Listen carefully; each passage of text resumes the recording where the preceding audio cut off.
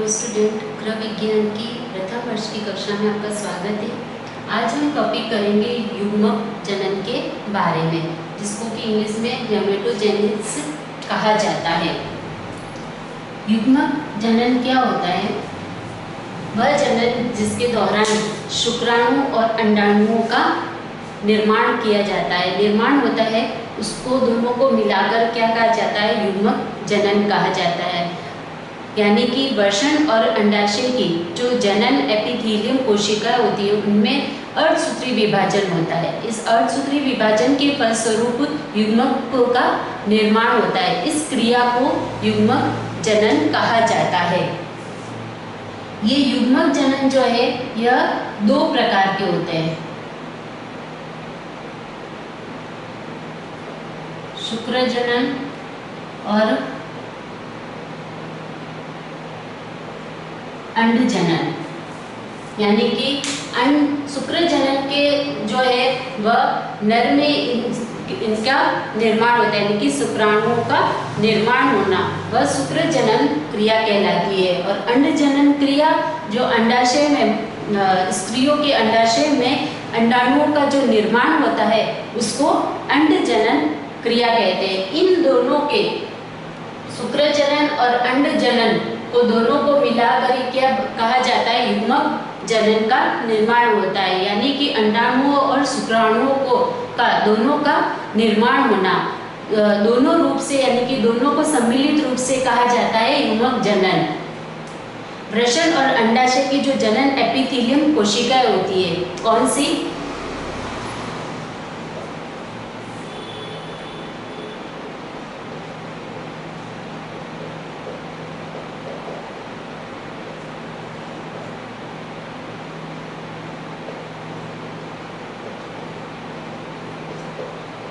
Epithelium कोशिकाओं में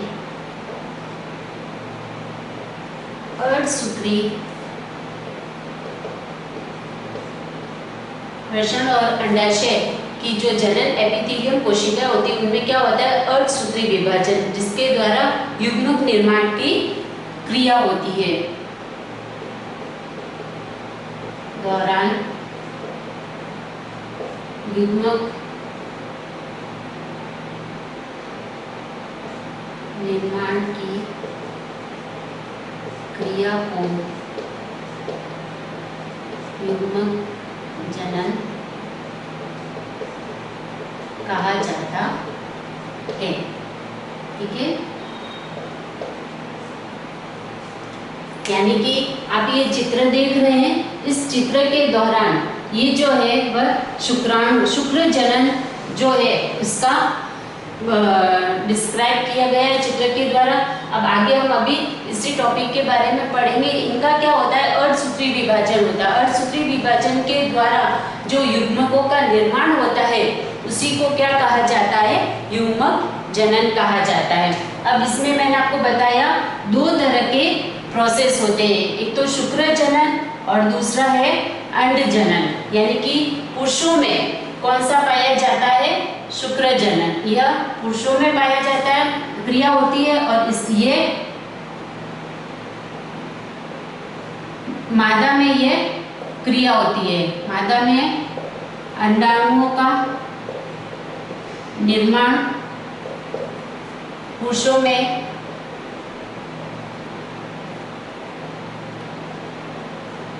शुक्राणुओं का निर्माण होना क्या कहलाता है? शुक्र जनन। लेकिन आज हमारे पास इस टॉपिक, आज हम करेंगे शुक्र जनन के बारे में, यानी कि पहला लेंगे हम शुक्र जनन के बारे में समझेंगे,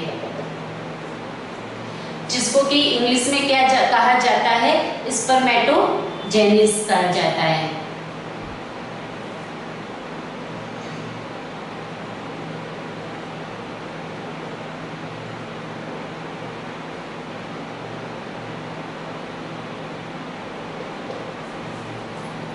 स्पर्मेटोजेनेसिस कहा जाता है शुक्र जनन को।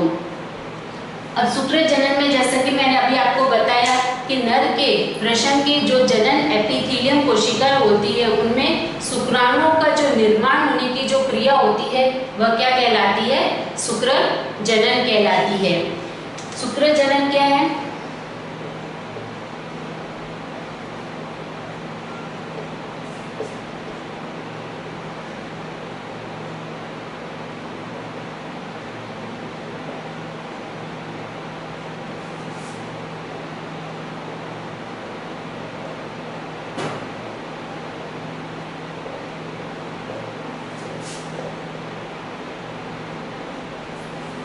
विभाजन के दौरान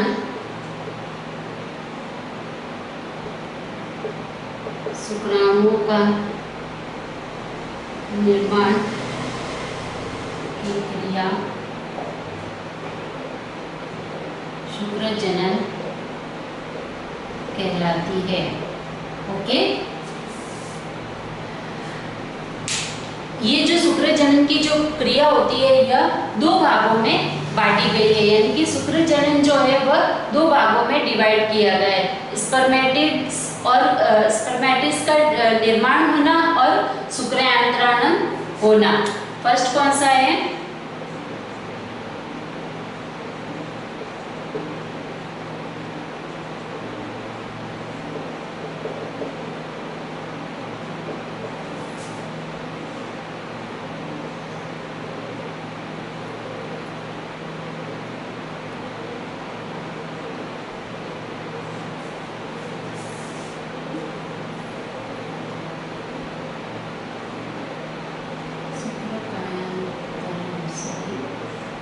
शुक्र कायांतरण होना। ठीक है, सबसे पहले हम समझेंगे स्पर्मेटोडिस को। ठीक है, इसके बारे में समझेंगे हम।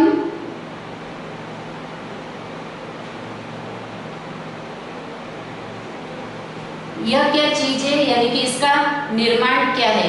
तो जनन काल के समय, जब जनन काल स्टार्ट हो जाता है तो उस समय कुछ समय पूर्व ही इनका निर्माण होना शुरू हो जाता है, यानी कि जनन कोशिका, जो जनन एपिथेलियम जो कोशिका होती है उनका जब विभाजन होता है उनके फलस्वरूप किसका निर्माण होता है?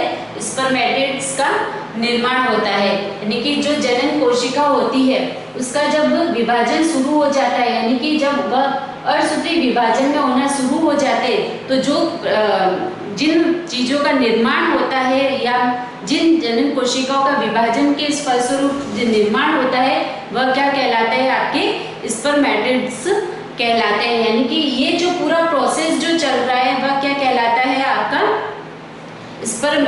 स्पर्मेटिड्स का निर्माण होना। फिर यहाँ तक तो आता है आपके स्पर्मेटिड्स का निर्माण होना, और इसके बाद जो चीज चेंज होती है, यानी कि आपको यहाँ पे धागे नुमा जो संरचना दिख रही है, यानी इतनी ये जो यहाँ से लेके यहाँ तक की जो संरचना है वह क्या कहलाएगी? आपके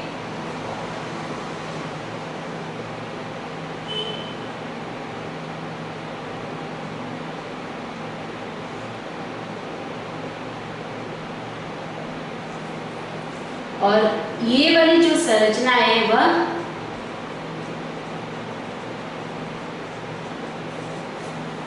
शुक्र कायांतरण, यानी कि शुक्राणुओं में अपनी संरचना को चेंज करना, यानी कि शुक्राणुओं में, शुक्राणु की कोशिकाओं में बदलना, वह क्या कहलाता है? शुक्र कायांतरण कहलाता है। यानी कि स्पर्मेटिड्स का जो निर्माण होता है उसका शुक्राणुओं में चेंज होना। ठीक है, शुक्राणुओं में उनका रूपांतरण होना, कि ये पूरी प्रोसेस, उसके बाद जो शुक्राणु बन रहे हैं उनमें चेंज होना शुक्राणुओं में, वह क्या क्रिया कहलाता है? शुक्र कायांतरण, यानी कि शुक्राणुओं का काया पलटना। तो सबसे पहले स्पर्मेटिड्स की जो निर्माण प्रक्रिया होती है, यानी कि ये आप जो पूरा ये चित्र में प्रोसेस देख रहे हैं, ये 3 भागों में डिवाइड किया गया, यानी कि इसकी जो अवस्थाएं होती है वह 3 प्रकार की होती है। सबसे पहली होती है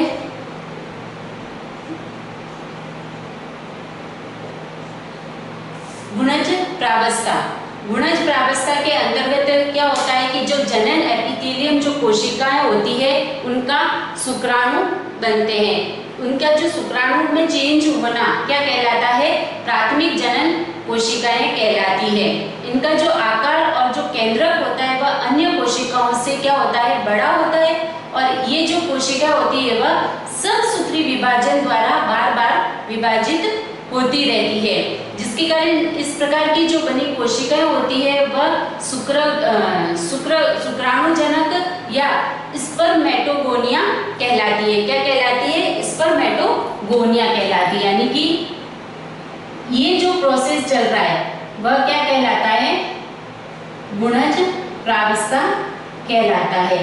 यानी कि इनका जो है वह द्विगुणा, यानी कि जो भी कोशिका जनन एपिथेलियम जो कोशिका होती है उसका जब विभाजन होता है, विभाजन होते ही वह क्या हो जाएगा? उसका 2 गुना बढ़ जाती है। यानी कि उनका 2 गुना हो जाते हैं। जैसे कि आप देख रहे हैं चित्र में, ये जो है स्पर्मेटिक्स वह जब उसका विभाजन हुआ, जनन एपिथेलियम कोशिका का जब विभाजन हुआ तो वह 2 में 1 से 2 कन्वर्ट हो गई और 2 से 4 में कन्वर्ट हो गई। तो ये जो प्रोसेस कहलाता है वह क्या कहलाता है? इसका गुणज प्रावस्था कहलाती है। सेकंड जो आती है वह क्या आएगी? वृद्धि प्रावस्था। वृद्धि प्रावस्था जो कि आपकी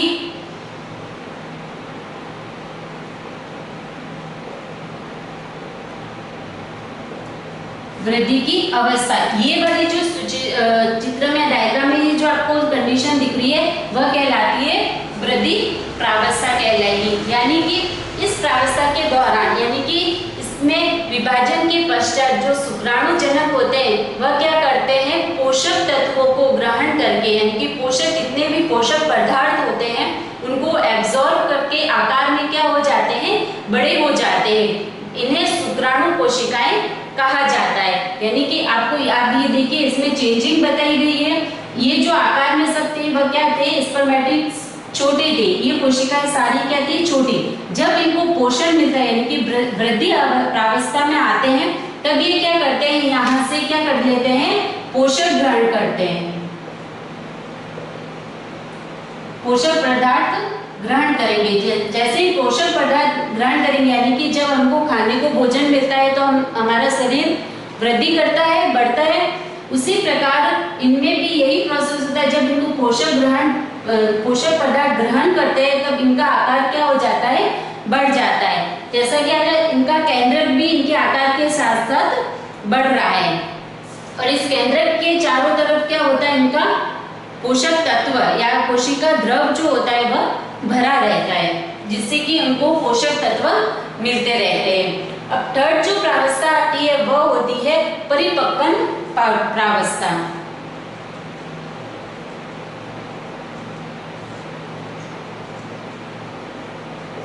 थर्ड प्रावस्था कौन सी आती है? परिपक्वन प्रावस्था।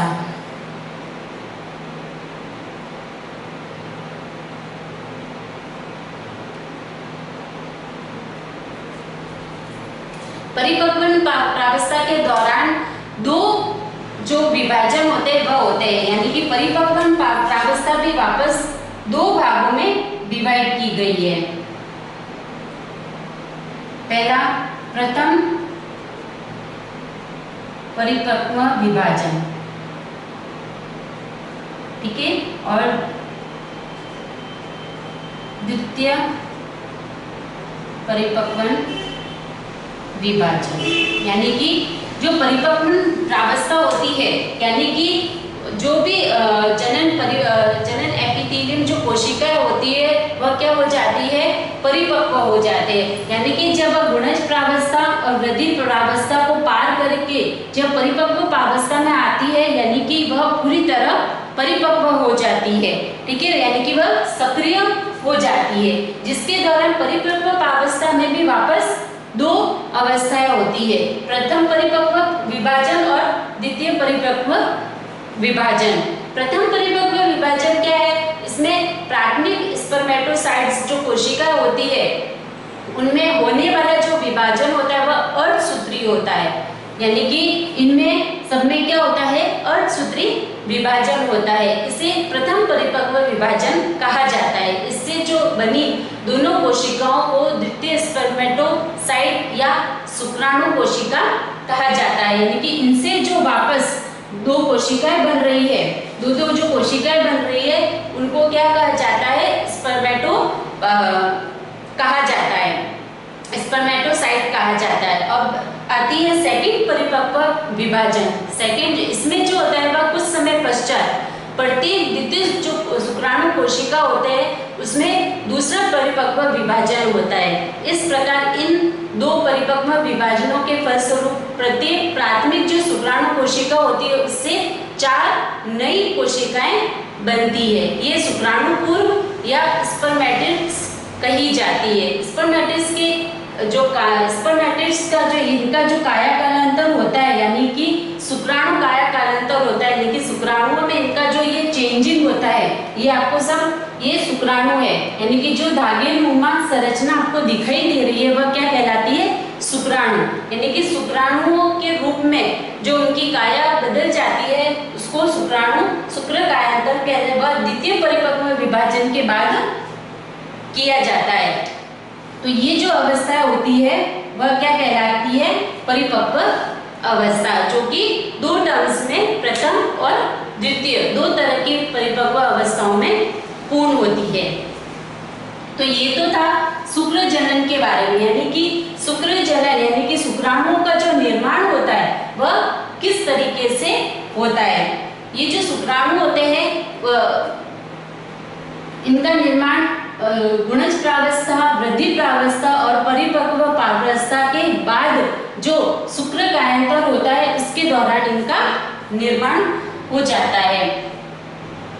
अब आता है कि शुक्राणुओं का जो निर्माण है इस क्रिया के अंतर्गत जो गोल जो स्पर्मेटोमिट्स होते हैं, यानी कि ये जो गोल है, यानी कि ये जितने भी स्पर्मेटिड्स है जिनका निर्माण हुआ है वह क्या होते हैं, अचल होते हैं, यानी कि यह इधर उधर घूमते नहीं है। लेकिन जैसे ही इनका शुक्र कायांतरण होता है, यानी कि शुक्राणुओं में चेंज हो जाते हैं तो वह अचल हो जाते हैं, यानी कि वह इधर उधर घूमने लग जाते हैं, यानी कि ये मूवमेंट करते हैं। लेकिन ये जो गोल संरचना आपको दिखाई दे रही है वह मूवमेंट नहीं करती और इनकी जो संरचना है वह भी चेंज हो जाती है। यानी कि स्पर्मेटिड्स जो संरचना होती है वह क्या कहलाती होती है, गोल संरचना होती है और इनका केंद्र भी कैसा होता है, गोल होता है। लेकिन जैसे ही शुक्र कायांतरण होता है तब इनकी संरचना भी चेंज हो जाती है और यह गतिशील हो जाते हैं, यानी कि यह गति करने लग जाते हैं। इनके बीच में जो बीच में जो कोशिका द्रव भरा होता है वह भी धीरे धीरे क्या हो जाता है, विलुप्त हो जाता है। जैसे इनकी काया बदलती है, ठीक है, इनकी संरचना चेंज हो जाती है तो इनका जो कोशिका द्रव होता है वह भी विलुप्त हो जाता है। इसके अंदर जो माइटोकॉन्ड्रिया उपस्थित होता है वह भी अक्षीय तंतु के चारों ओर सर्पिलाकार आवरण बना लेता है, यानी कि ये जो सर्प की आकृति के होते हैं। वह सर्प की आकृति किस कारण होती है कि जो इनका जो माइटोकॉन्ड्रिया होता है वह क्या करता है, अक्षीय तंतु के चारों ओर लिपट जाता है तथा इनमें जो गोल्जिका होती है वह एक्रोसोम का निर्माण कर देती है और केंद्रक जो गोल होता है, इनमें जो केंद्रक, ये गोल आपको केंद्रक दिख रहे हैं, ये गोल केंद्रक जो होते हैं वह किस आकार के हो जाते हैं, वह लंबे और अंडाकार आकृति। आप देखिए चित्र में कि ये लंबे और अंडाकार आकृति में बन जाते हैं। इनका जो विकास होता है, यानी कि शुक्राणुओं का जो निर्माण है, इनका जो विकास होता है वह 2 से 2.5 माह तक का इनको समय लगता है, यानी कि इनके विकास होने में, इनके बनने में 2 से 2.5 महीने लग जाते हैं। ये था शुक्राणुओं का निर्माण किस तरीके से होता है। फिर आता है इनका महत्व, यानी कि इनकी शुक्राणुओं का जो महत्व है वह क्या है कि इसमें जो अर्धसूत्री विभाजन होता है उसके फलस्वरूप इनके जो पैतृक जो गुण विभाजन पैतृक जो होते हैं उनकी संख्या क्या हो जाती है, अर्धसूत्री विभाजन के द्वारा उनके जो गुणसूत्र है वह आधे हो जाते हैं। जब इनका विभाजन होता है तब इनके जो गुणसूत्र होते हैं वह क्या हो जाते हैं, अपने पैतृक कोशिकाओं से आधी हो जाती है, वही इसका सबसे महत्वपूर्ण भाग है। यानी कि जो शुक्र जनन है उसका जो महत्व है, शुक्राणु का जो महत्व है वह यही है कि इसमें जो कोशिकाएं होती है उसका जो विभाजन होता है, उस विभाजन के दौरान उन कोशिकाओं का जो गुणसूत्र होते हैं वह उनकी पैतृक कोशिकाओं से आधी रह जाती है। ठीक है, तो यह था इनका महत्व। तो आज हमने युग्मक जनन के बारे में समझा है, जो कि 2 प्रकार के होते हैं, शुक्र जनन और अंड जनन। शुक्र जनन जो कि पुरुषों में शुक्राणुओं का निर्माण करता है उसे कहा जाता है। यह इस क्रिया को 3 भागों में डिवाइड किया गया है। स्पर्मेटिड्स का निर्माण 2 भागों में स्पर्मेटिड्स का निर्माण और शुक्र कायांतरण का, जो कि मैंने आपको डायग्राम में अच्छे से बता दिया है। स्पर्मेटिड्स का जो निर्माण है वह वापस 3 प्रावस्था यानी कि 3 तरह के दौर से वह गुजरता है। उसके बाद स्पर्मेटिड्स का निर्माण होता है। स्पर्मेटिड्स के निर्माण में गुणज प्रावस्था यानी कि इसमें जो कोशिका जनन एपिथेलियम जो कोशिका होती है उनका द्विगुणा वृद्धि होती है, यानी कि द्विगुणित हो जाती है। फिर आती है वृद्धि प्रावस्था। वृद्धि प्रावस्था के दौरान जो स्पर्मेटिड्स की जो संरचना होती है उनका आकार क्या हो जाता है, बड़ा हो जाता है, यानी कि गुणज प्रावस्था से बड़ा आकार हो जाता है और केंद्रक भी क्या हो जाता है, बड़ा हो जाता है।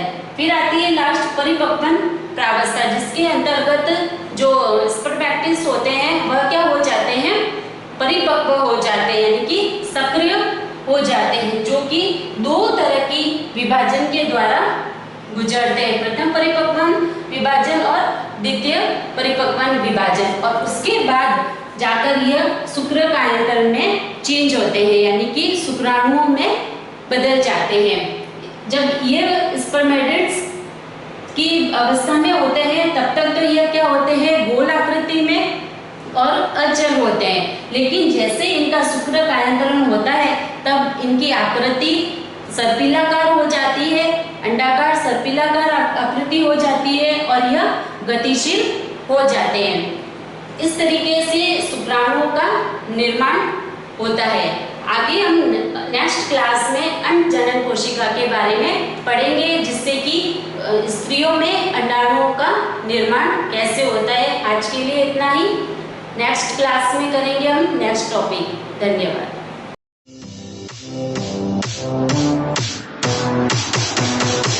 Thank you.